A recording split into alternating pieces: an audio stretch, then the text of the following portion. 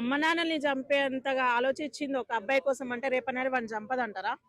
ఖచ్చితంగా వానికి ఒక కుక్కరో లేకపోతే ఒక డ్రమ్మో అదే గతి అవుతుంది.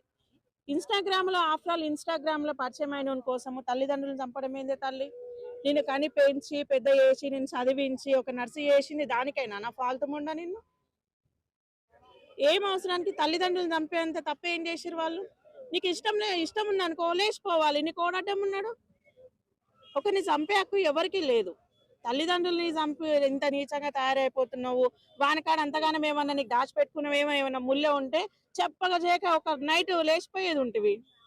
ఎందుకు చంపడము? మరీ దారుణంగా ఇంజక్షన్ ఇచ్చి చంపించేంత తప్పు ఏం చేసిరంటే నిన్ను కనడం వాళ్ళు చేసిన తప్పు. ప్రేమకు అంత అడ్డొస్తుందని మించింది చంపడం జరిగింది. ఎలా చూడొచ్చు?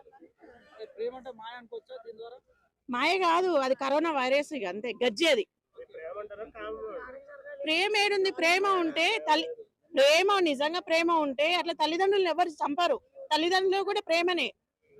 25 సంవత్సరాలు 26 సంవత్సరాలు కని పెంచిన తల్లిదండ్రుల కంటే మధ్యలో ఆఫ్టర్ ఇన్స్టాగ్రామ్ లో పరిచయమైన ఒక బోకు ముండ కొడుకు ఎక్కువైపోయిందా? కామం అది 4 రోజులు పార్క్ లో చుట్టూ లేకపోతే ఓయల చుట్టూ పోయిరు అనుకో మొత్తం తీరిపోతది.